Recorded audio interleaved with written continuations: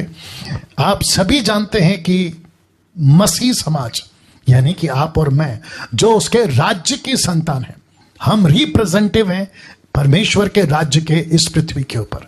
आपको और मुझे परमेश्वर ने एक सेविकाई दी है जिसको कहते हैं मेल मिलाप की सेविकाई, reconciliation ministry, according to 2 Corinthians chapter 5 verse 17 onwards. आप जानते होंगे। मुझे दुख है, दिक्कत है, गुस्सा है कि कुछ मसीह समाज के लोग आई स्टैंड फॉर इजराइल। कोई दिक्कत नहीं, आप किसके साथ खड़ा रहना चाहते हो आप खड़ा रहो, लेकिन मैसेज गलत जा रहा है। किसको? फिलिस्तीन को। किसको? मुस्लिम्स को। वो क्या समझ रहे हैं पता है? देखो, इजराइल का झगड़ा है, फिलिस्तीन का झगड़ा है, वो स्टेट लेवल का झगड़ा है। आतंकवादी ने अटैक किया, उनका राइट है वो उनके ऊपर पलटवार करे। आतंकवादियों को कभी कोई भी स्टेट, कोई भी कंट्री बर्दाश्त नहीं करेगा और नहीं करना चाहिए, क्योंकि वो गलत है। कई लोग उसमें मरते हैं क्योंकि ये लूसीफर का भेजा हुआ बहुत बड़ा डिस्ट्रक्शन है ये। क्या कहते हैं उसको, एंटी क्राइस्ट हो या नक्सलाइट हो या आतंकवादी हो, ये स्टेट लेवल का चक्कर है।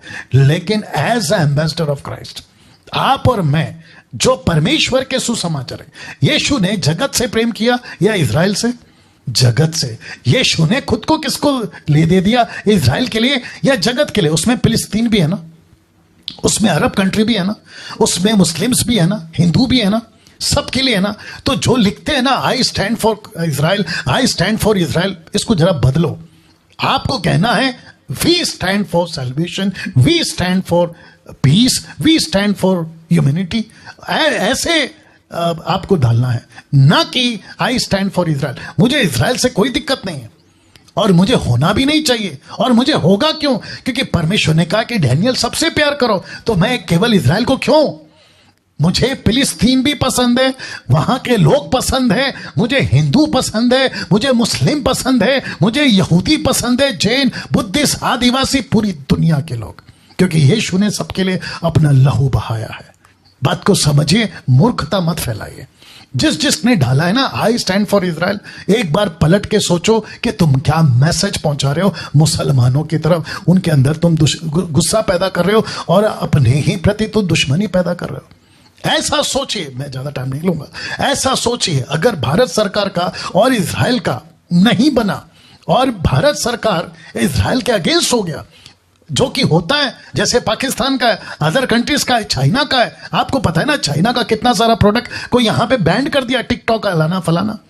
वैसे ही अगर इजराइल के अगेंस्ट में भारत हो गया, तब तुम्हारी हिम्मत देखूंगा। आई स्टैंड फॉर इजराइल भारत में रह के लिख के डाल पाओगे?